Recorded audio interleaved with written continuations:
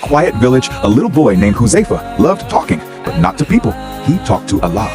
Every morning before school, he would stand by the window, look at the sky, and say softly, "Ya Allah, thank you for the sun. Thank you for my mother and for my toys too." One day, his mother asked, "Huzaifa, who are you talking to every morning?" He smiled and said, "To Allah, Mama. He listens even when no one else does." His mother smiled, but didn't say much. Then one evening, it rained heavily. Their small house started leaking from the roof. Huzaifa saw his mother worried. He raised his tiny hands and whispered, "Ya Allah, please stop the rain. Mama is scared." And soon, the rain slowed down.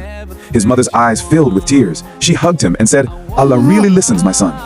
From that day, she too started praying with her little boy every morning and every night. Because sometimes it takes a child's pure heart to remind us that Allah always listens, Allah always watches.